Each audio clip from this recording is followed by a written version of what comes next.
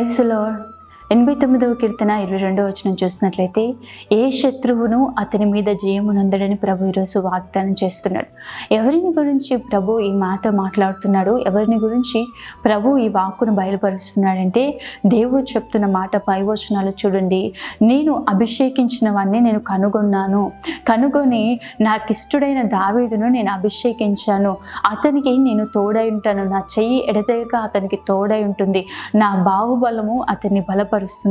ఏ శత్రువు అతన్ని జయించలేడు అని చెప్పి. నిశ్చయంగా ప్రియ దేవుని బిడ్డ, దావీదు వలె దేవుని హృదయానుసారంగా నడిపింపబడండి, దేవుని చిత్తానుసారంగా నడిపింపబడండి.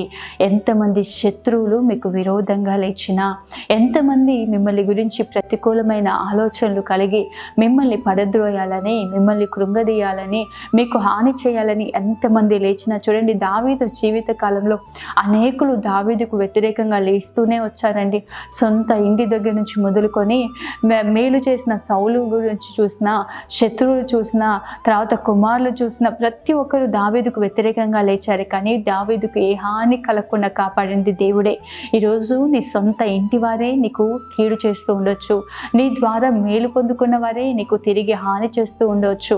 అనేకులు నీకు నిర్నిమిత్తంగా నీ మీదకి లేస్తూ ఉండొచ్చు. వారిని చూసి భయపడకు. దేవుని చిత్తానుసారంగా, దేవుని హృదయానుసారంగా మీరు నడిపింపబడుతుండగా దావీదునకు తోడైన దేవుడు మీకును తోడైండి.